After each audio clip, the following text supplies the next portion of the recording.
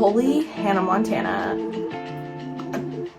If Nell Tiger Free has no fans left, I am dead. If we were at a bar and he made eye contact with me, I would immediately ask for a lid to my drink. Very satisfying, like for a horror freak like me, okay? Hi, welcome back to my channel. I am gonna talk about all the movies that I watched in April. Let's just get right into it, okay? Because it's kind of a shameful month for me and I'm ready to get it going. Please excuse my hair, it is still air drying. I just got out of the shower, okay? All right, so some quick little stats from April.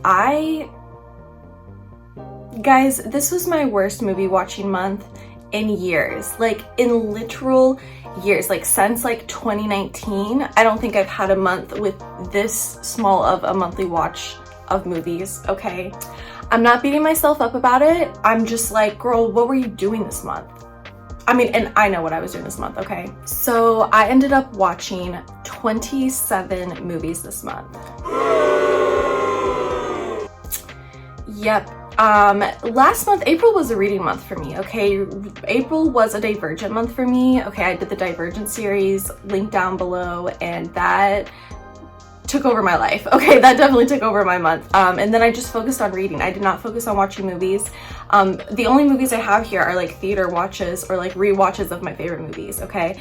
So let's just like get into some more stats. Let's see. So we have 27 films watched in the month of April. 8 of those films were watched in theaters, and then another 8 of those films were rewatches. And since there's not a lot, I'm just gonna go from the first film that I watched in April to the final film that I watched in April. The very first movie I watched in April was When Strangers Marry by William Castle from 1994. Basically, the moral of this story is that if Robert Meacham is in a movie and you think he's the murderer, you're probably correct. In fact, I would be willing to bet any money that Robert Meacham is the murderer in any movie that he's in. He has just like the sneakiest face. Like, you can't trust him. Like, even when he's trying to be dapper and he's trying to like impress you, no, like he's still the killer. I'm sorry. Sorry to spoil any Robert Meacham movie for you, but he's the villain. He's gonna be the murderer every time, okay guys? I really like this movie, okay? I mean, I gave it 4.5 stars. Like, that should tell you enough. It's basically about a girl from like the country who moves to New York. She's a little naive. She falls in love with a man and she's like, thinks that he has murderous tendencies, okay? And we just kind of go about her figuring out the city and her figuring out this man. And I had a great time. The imagery was great. There's like, I loved her apartment. She's like behind like a burlesque club kind of, so like it flashes in her bedroom window every night. It's just like the vibes were there, okay? Up next we have Monkey Man from 2024, directed by Dev Patel. This is, okay, first of all, I respect and I love a writer-director-actor combo, and that's what Dev Patel did here. He wrote his own movie, directed his own movie, and then starred in his own movie. That's like, those people who fall in those categories make some of my favorite movies. I love seeing that shit. Monkey Man, it's dirty, okay? It's so dirty. It's very revengeful. Basically, this man who is a fighter, he gets revenge, you know? He rises up the ranks, he fights through the hotel. It's a very fight movie, very like, people kept saying John Wick, and there's like moments where I can see John Wick, but I don't know. John Wick is its own thing, Monkey Man is its own thing to me. I think they're both very good. The camera work goes insane in this movie, you guys. His vision was so good. I really, really liked it. I gave Monkey Man 4 stars. And this was my first theater watch of April. It was a great one. Up next, I watched The Ghost and Mrs. Muir from 1947, directed by Joseph L. Mankiewicz. Okay, child Natalie Wood is in this movie, and I clocked it immediately. I know that face from anywhere. Okay, Miracle on 34th Street, one of my most favorite old time, especially Christmas movies of all time. And Natalie Wood in anything just fills me with so much joy. I loved her as an actress. Her story is insane. I'm like obsessed with Natalie Wood, okay? And she's a child actress in this movie. She's like barely in it, but she's still in it, okay guys? Basically, this is a movie about a woman who falls in love with a ghost who occupies a seaside cottage. I'm sitting here thinking, why didn't I write this book? Seriously, like, I'm sure it's been done before, honestly, but this movie had like all the vibes. It was so fun. The ghost, he's hot, okay? He looks like what these old movies depict Satan as looking like. So he's like very, you know, he's got like the mustache and the goatee, but he's like a ghost who owns a seaside cottage. Like, it's romantic and it's cute, and she falls in love with him.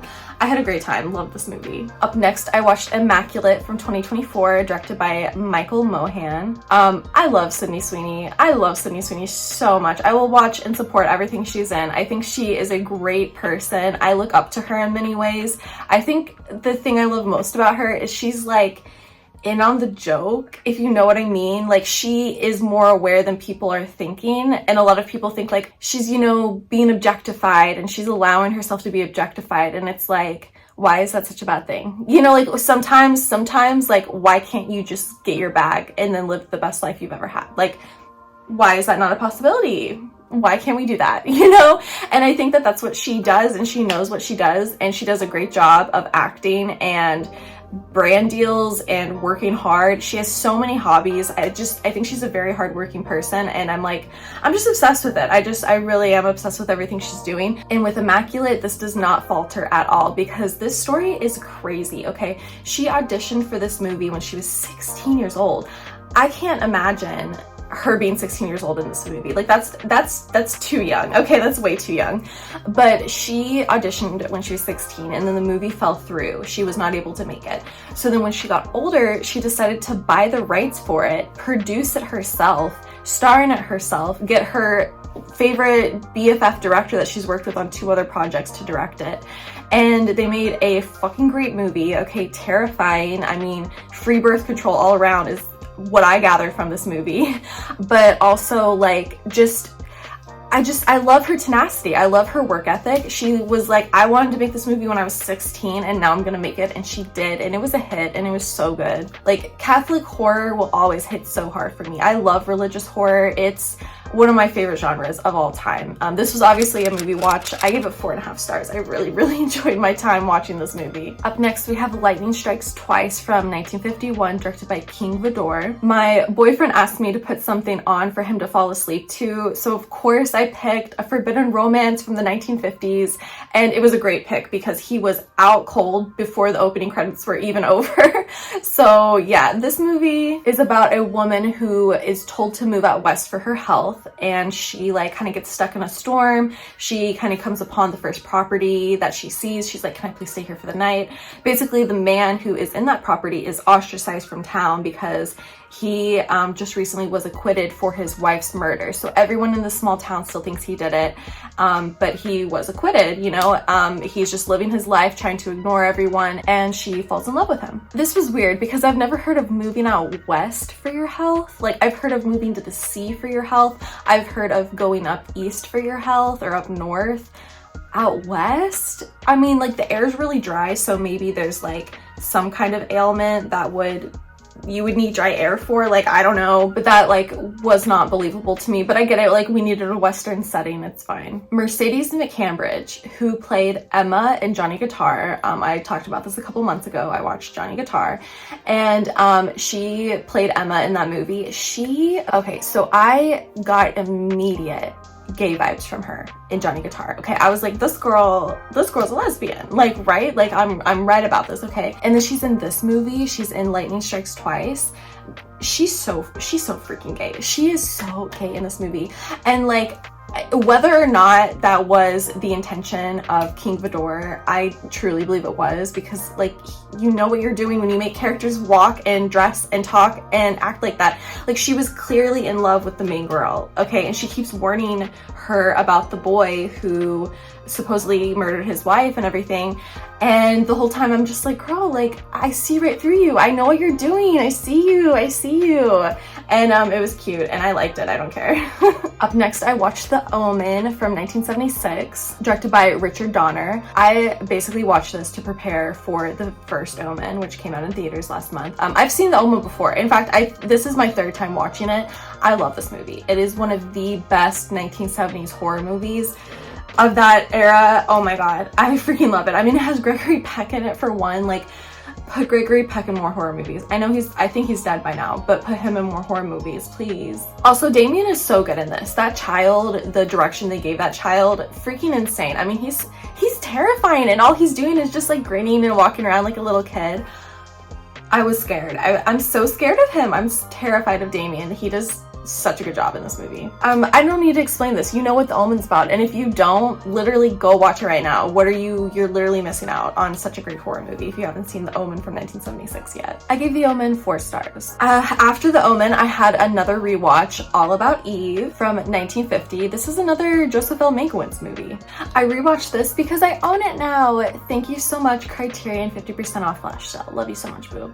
I love drama behind the curtain, okay? I love movies, about plays, about any kind of performance, and we see the drama behind the curtain, okay? That's like one of my favorite genres. Okay, I'm gonna read this off because I don't want to mess up their names, but this movie is so good that both Anne Baxter and Bette Davis were nominated for Best Actress.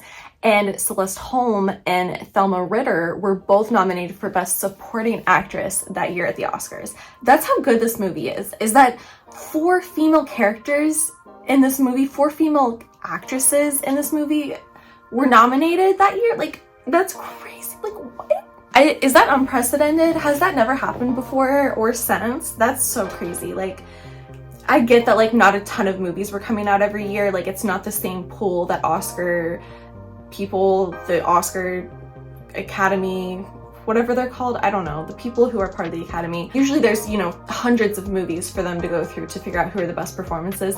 Back then, obviously not as many movies were being made, so like the pool was smaller, and I get that.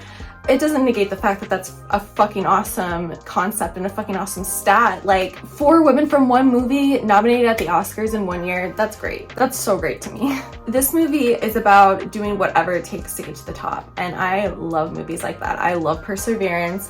I love bad characters doing bad things to get what they want. It's one of my favorite tropes, definitely one of my favorite, and this one takes the cake. I mean, it's the 1950s movie about theater and movies starring Bette Davis about someone who does the most to get what they want. Oh, I love it. I gave All About Eve 4.5 stars. Oh, okay, up next we have The First Omen from 2024, directed by Arkasha Stevenson. Okay, so this was another theater watch, and holy Hannah Montana.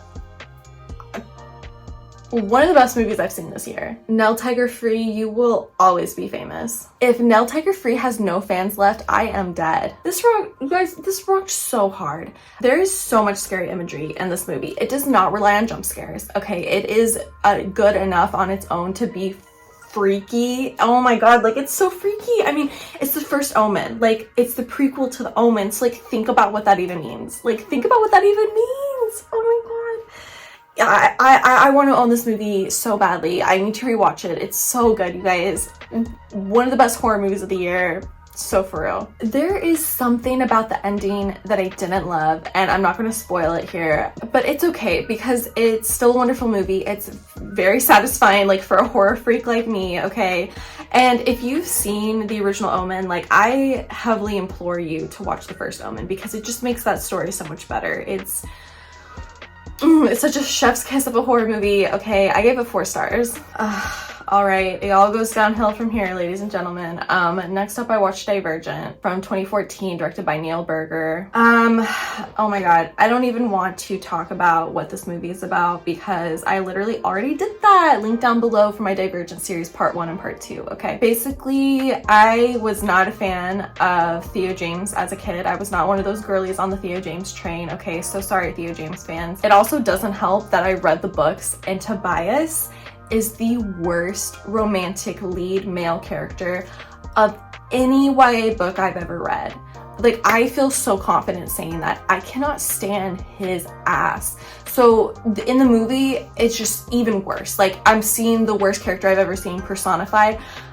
I hate him. I hate him so much. And Theo James does nothing for me. Absolutely nothing. He weirds me out. I don't trust him. If we were at a bar and he made eye contact with me, I would immediately ask for a lid to my drink. The cast of this series is so stacked though. I love the cast. I mean, Miles Teller is in this and he plays my favorite character in the books. Just talking about this first movie, I gave it 3 stars because it wasn't horrendous. There's like, I have such a problem with like the motivation of our main character, but so like as a book sense, it's not very good. As a movie, it's fine. You know, I had a fine time, and I'm sure if I had watched this in 2014, amidst my dystopian YA obsession, I probably would have really liked it, and I like it for that sense that I know that my inner child would have liked it, okay? Oh, also, Shailene Woodley's hair, confirmed, was a paid actor in this movie. Okay, confirmed. I have confirmed that. Her hair was a paid actor. Up next, I watched The Servant from 1963, directed by Joseph Losey. This is another rewatch because I own this now. Thank you so much, Criterion 50% off flash sale. I needed to immediately watch Saltburn after this, and I didn't. I missed out on that opportunity of doing The Servant and Saltburn double feature night, and I missed out. I really missed out on that. British films from the 60s, they don't hit for me. They kind of scare me. They do confuse me. They don't please me. It's still a 4-star movie, like, don't get me wrong. I mean, the inspiration is there, the story is great. Every rewatch gets so much better of this movie. If you didn't really enjoy it the first time, I would definitely suggest watching it again, because this is my 3rd time watching it. Every time I watch it, it gets better. Like, I mean, there's a reason I owned it.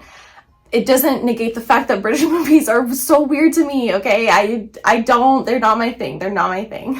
I gave The Servant 4 stars. Up next, we have another theater watch. I watched Civil War from 2024, directed by Alex Garland. Like I said, theater watch. This is an IMAX watch. And honestly, anyone who watched this movie in IMAX totally deserves a free hearing consultation, because this movie was loud as fuck. I have such a love-hate relationship with Alex Garland, and I can't articulate it. Like, I literally can't explain why I hate and love him so much. He's very aware of his female characters, and he goes out of his way to have them converse and figure things out and grow.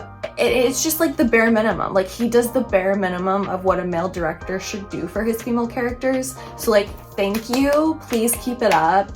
But, like, I'm not gonna, like, so hardcore praise you for, like, being a normal person around a woman. You know what I mean? Like, it's just, like, it's the bare minimum, and I'm so thankful for that it's there and that someone's actually doing it. But I'm also not gonna, like, give him flowers, okay? One good thing about this movie, I like how the concept of a civil war within America is confusing and complicated, but instead of just explaining that to us, like, giving us like a little history lesson before the movie starts, he shows it to us. Like, he, within dialogue and as the movie progresses, we understand why America is fighting with each other. Like, we're dropped into a fight immediately, okay? Like, a protest has gone violent right as the movie begins, and we don't know, like, what anything has happened yet. Like, we don't understand why the world is fighting or why America is fighting. And he does a good job of showing that to the audience instead of just flat out explaining it and like one monologue. You know what I mean? I thought that was done very well, and I was really appreciative of that. I still give it 3 stars. Civil War got 3 stars from me. Up next, we have Arcadian from 2024, directed by Benjamin Brewer. This is another theater watch. It is a Nicolas Cage theater watch. He's barely in it, but every time he's in it, he's still a badass, okay? This is about 2 brothers who live in a dystopian society. There were a lot of plot holes, okay? I didn't love the brothers' dynamic. Like, there was nothing to this movie that stuck with me, that kept me wanting to give it a higher rating, because I only gave it 2 stars. But the one great thing about it are the monsters, okay? It's this dystopian society where these monsters come out at night, and the monsters are so original. Like, they look fucking crazy, okay? And I, like, watch this movie for the monsters. If you're a monster girly, like, watch it for the monsters, okay? It's a good monster movie, not a good movie though. Like I said, I give it 2 stars. Up next, I watched The Lodge from 2019, directed by Veronica Franz and Severin Fiala. I'm sorry if I mispronounced that. This was a rewatch with friends, meaning that I made my friends watch this. Literally, religious trauma girlies rise up. Okay, this is for the girls with religious trauma. This is one of my favorite movies from 2019. Absolutely. It reads my soul to filth, okay? This is my movie. Like, I don't know how else to explain it, but this movie, it's got Emma written all over it, okay? Basically, if you haven't seen this movie, it is about 2 kids who go to stay at a winter's lodge vacation thing with their soon-to-be stepmom, and they don't like their stepmom, and we find out why, and we find out what goes on in the cabin when they're alone with her. It's terrifying. It's like the coldest movie you'll ever watch, okay? It's the snowiest, blizzardiest, like it's a freezing cold movie, okay? The Lodge has 4.5 stars, and that has never changed for me. Ew, okay, up next we have Insurgent from 2015, directed by Robert Schwenke. I don't even care if I mispronounced that. Okay, this was so bad that I even forgot that I watched it, despite the fact that I was in the middle of making the Divergent series. Like, I was editing the final bits of the video and I was like, oh my god, I never even rated this. Like, I never went on Letterboxd and rated this. I gave it 1.5 stars because it sucked and I forgot about it, which is an indicator for me. Basically, it's just like they just forget a lot of things in the book. Like, she forgets that she's divergent, and so she's doing things forgetting that she's divergent. Like, she's in these simulations and she should be able to overcome them and like know that they're fake, but she's acting like they're real. Like, we spend so much time in these simulations with her, of her saving all these people in these fake simulations that are already dead. And it's like, girlie, you're supposed to like rise above it. You're supposed to like find the fault in the simulation because you're divergent. Like, that's what the whole point of the books are. But instead they just wanted to do as many visual effects as they could, special effects, like whatever. And yeah, it was abysmal, disgusting. Like, she tries to save her dead mother from a fake burning building. And it's so funny because you're just like, girl, like, you know this is fake. She cuts her hair in the book, so she cuts her hair in the movie too, okay? And they give her a Karen-ass soccer mom hairstyle and it's terrible. Okay, this girl is like 16. Why are you doing this to her? There's so many cute shortcuts for children. She's 16. Why does she look 35?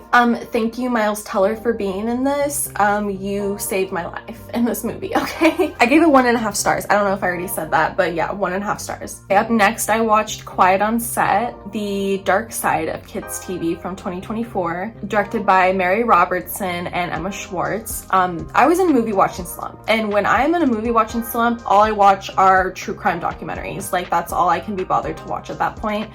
And this is, I mean, we all heard about this. Like, we all have a TikTok account, okay? This is about the crimes that happened to the children on the Nickelodeon set back in the day. I gave it 3 stars. It was definitely eye-opening. It was a good watch just for like educational purposes, and also if you're someone who's thinking about putting their children in TV, yeah, maybe watch this first and also like demand to be there like every day on set with your child. I don't know. I also 100% believe that everyone who watched this documentary, because it got really popular, everyone who watched this documentary should be legally obligated to read Janet McCurdy's book, I'm Glad That My Mom Died, which came out last year, I think. Just because like she was part of that. She was part of that, and the insight that she gives in the book is so good. But also like we need to listen to Jeanette McCurdy's story. Like that's just such an important nonfiction story that I read this year, and I totally believe that everyone who spent the time to watch this documentary should also spend the time to read that book. Yeah, like I said, I gave it 3 stars. It was exactly what I expected, and gross and disgusting, and I felt awful watching it. And all I wanted to do was tell everyone to read Jeanette McCurdy's book afterwards, okay? Oh my god, I don't even want to talk about this one. Up next, I watched Allegiant from 2016, directed by Robert... No, because this pissed me off. The ending of this book, okay, the ending of the series is so good. It wraps up, like I had trouble reading the series the whole time because I'm like, what is the point? What's the motivation? What is she even working towards? And in the finale of the final book, it comes full circle and it just like clicks, and it's so good, and it's just such a great ending, like very memorable. And this movie, they literally said, you know what? We're not going to do that. In fact, we're just going to make up a whole new story. Yeah, this movie is nothing like the book. It's disgusting and stupid, and I hated it. I hated it so much, you guys. It got 0.5 star because of how pissed off it made me. It scraps the entirety of the book. It scraps every theme of the book. Just throw it away. We're writing something new, ladies and gentlemen, and it sucked. They did a terrible job with this movie. They fuck up Miles Teller's character, which is a crime because he was the only character that I loved in the books. Ooh, okay, we're moving on because this movie does not deserve even a second more of my time. I can't wait to never talk about it again. Up next, I watched Sanctuary from 2022, directed by Zachary Wigan. It lost me in the third act, but that's okay because Margaret Qualley, you will always be famous. It is about a dominatrix and the power balance and imbalance between her and her client, who is played by everyone's favorite pathetic man, Christopher Abbott, ladies and gentlemen. Yes, we love him. I love you, Christopher Abbott, by the way. That is not an insult. That is 100% a compliment. I gave it 3.5 stars. Like I said, it lost me in the third act, but overall, I had a great time watching it. Next, I rewatched Shiva Baby from 2020, directed by Emma Seligman. This is a rewatch because I love showing this movie to people. Basically, a girl who has been lying to everyone. Her sugar daddy shows up to her family Shiva, and it gets awkward from there. It is such an anxiety-inducing movie. Like, your heart is pounding the whole 78-minute runtime of this. And let's talk about that runtime because it's 78 minutes long, which is like the perfect movie. Like, more movies should be 78 minutes long, okay? And yet it feels like it's 3 hours. Like, Oppenheimer went by quicker than Shiva Baby goes by. Shiva Baby lasts a whole afternoon. It's such a long movie despite it only being 78 minutes. And I don't know if that's a good thing or a bad thing. Usually it would be a bad thing, but since it's a movie about anxiety, I feel like it works. It's very weird how she managed to do that. I have no idea. I love this cast, love this movie. It's a 4.5 star movie for me. Ooh, up next we have Hereditary from 2018, directed by the one, the only Ari Aster. This was a rewatch in theaters. It was a rewatch in IMAX? Yeah, I caught it in IMAX. Yep. Yeah, I did that. It's amazing how many times I can watch this movie. And I saw it in theaters when it came out. Okay, so this is my second time seeing it in theaters. And it still is just like a brand new movie every time. It's unique. It's so original. It's, oh my god, I can't believe it's his debut feature. I love this movie. What is it with me and cults? Why am I so obsessed with cults and movies about cults? I just want to say this. You're either an Ari Aster girl or a Robert Eggers girl. And I want you to comment down below which one you are. I'm an Ari Aster girl. Always have been, always will be. But I respect both genres, okay? But yeah, are you Robert Eggers girly or Ari Aster girly? Comment down below. Oh, Hereditary is 5 stars, by the way. Absolutely 5 stars. Has never missed. Up next, I watched Alien from 1979, directed by Ridley Scott. We go watch it every year in theaters on Alien Day. It's a tradition. It's got 5 stars. I've seen it so many times. Up next, I watched the Taylor Swift The Eras Tour Taylor's version from 2023, directed by Sam Wrench. This is 5 stars, duh. This was my first rewatch from home on Disney Plus watching this movie. I saw it 4 times in theaters. That was not nearly enough. I wish I went every single day on every weekend that it was out, because that theater experience is unlike anything I will ever be able to experience again until she comes out with another concert tour film. Oh my gosh, like those were some of the most fun days of my life. I loved being in those theaters when that movie came out. And yeah, like I said, this was my first time rewatching it on Disney, and it's so good because they had to cut some songs for the theatrical release to keep it 3 hours. They were like, you can't have a 3.5 hour movie, Taylor. And so when it came to Disney Plus, it's now Taylor's version, and all the songs that they cut from it are in that version. So it's just like, it's the complete show. You're watching the complete show when you watch it at home. It really is it's just one of the best shows of all time. And if you watch it in theaters, you definitely have to watch it at home because those extra performances they just wrap it all up so well. Up next, I watched The Hitcher from 1986, directed by Robert Harmon. It's Harmon. Robert Harmon. The only thing I liked about this movie was the actor Rutger Hauer, I think is how you say his name. He plays the bad guy. He plays the Hitcher, if you will. And he does a great job of being like brooding and silent and scary. And other than him, I didn't love this movie. It was very lackluster to me. At points I just stopped caring. It's not a good horror movie in my opinion, to me, okay? I gave it 2.5 stars. One thing I will say is that poster goes so hard. That's a great poster. Okay, we are in the final couple movies, ladies and gentlemen. Up next, I watched Texas Chainsaw Massacre for the first time. Can you believe that? I've never seen Texas Chainsaw Massacre. I have now. It's from 1974, directed by, is it Toby Hooper? Toby Hooper? Yeah, as someone who loves horror movies, I can't believe this is my first time watching it. It's just something I've put off for so long. I was terrified of it at first, and then once I finally was like grown enough to know that I could handle it, it was never on my radar, and I finally watched it. So good. It definitely deserves its legacy. It's such an uncomfortable watch. It's so uncomfortable to watch this movie. The horror is real. It's short, but like it's got a good ending. The camera work is amazing. Cinematography is great. It's a classic. I gave it 4 stars. Up next, I watched Heaven Can Wait from 1943, directed by Ernst Liebischt. I don't know how to say this man's name. I'm so sorry. This is a movie about a man who was a womanizer his whole life, even while he was married and after his wife died.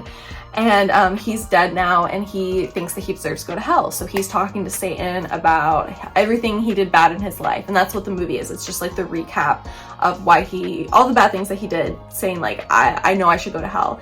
And then in the end, Satan is like, oh, but you did these good things too. And that's what Ernest Lubitsch's movies are like all about. It's all about grace and forgiveness. And yeah, I gave it 3.5 stars. It was very fine. Okay, I watched 2 shorts from Annabella, who, if you don't know who Annabella is, she directed The Love Witch, which I'm sure you've seen clips of online, or pictures of at least. The first one was 3 Examples of Myself as Queen from 1994. I gave this one 3.5 stars. It's just like an anthology. One thing I love about Annabella is that in her earlier movies, she did everything. Like, she wrote them, she directed them, she starred in them, she edited them, she did the makeup, she did the hairstyling, she did the costume design, she did the set design, she did the cinematography. Like, did I say she edited them too? Like, she did everything. It was her movies. They were her movies, and she has a lot of shorts. She has a new movie coming out about Bluebeard that I'm so freaking excited for. I'm excited to see her take on that because her aesthetic is so pleasing. So this first one is like her first short ever, and it's just an anthology of her being a queen. I don't know, it wasn't like super great, but I like totally love the vision, and I love her tenacity and her ability to like do a lot for her movies, and I gave it 3.5 stars. It was very fine, very good. And then the next one was A Visit from the Incubus from 2001. I gave this one 4 stars because I actually like this one a lot more. The story is very coherent. It's about an incubus, which if you don't know what that is, it's kind of like a devil who takes advantage of women in the night, and they can't like fight back. Like, he totally has them at his mercy. And in this movie, these women are being like, you know, taken advantage of by the incubus, and one of the women decides to fight back by not being weak, which I think is kind of problematic. But like, please keep in mind this is from 2001, so like definitely times have changed.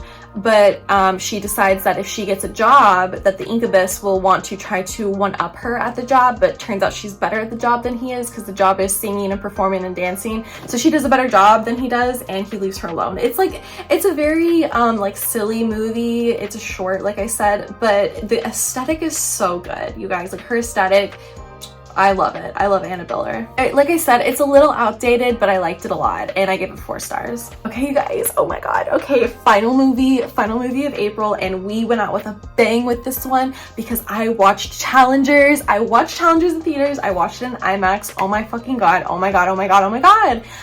5 stars. Duh. Okay, it came out in 2024 this year. Directed by Luca Guadagnino. Final film of April. Final theater watch of April. Final IMAX theater watch of April. This movie is so sexy and horny and soaking wet, and I was obsessed. The pacing and the editing, oh my god. The editing is a masterclass in this movie, you guys. Holy freaking cow. Luca Guadagnino has never missed a day in his life. Every single one of his movies is a banger. I have never given one of his movies less than 5 stars. Like, that's just how it is. That's just how it goes. His movies are so good, and this one takes the freaking cake, you guys. He just so good.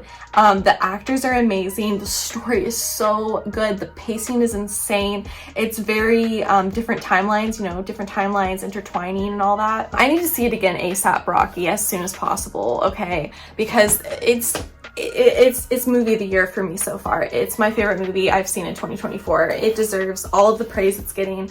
It has great rewatchability. I mean, people are already on like their 10th watch of challengers I'm seeing on Twitter, which is amazing. I love that so much. So yeah, that's my everything I watched in April wrap up. I watched a lot of very mediocre movies, and I blame that totally on the Divergent series, but I did rewatch a lot of my favorites. Okay, a lot of good old movies that I haven't seen in a while. I wanted to show to friends, I wanted to show to my boyfriend, and then I watched some great movies in theaters. Okay, Monkey Man was great, The First Omen was amazing, Challengers, movie of the year. Okay, I had a great time. Okay, only 27 movies, but who cares? I watched a lot of good ones.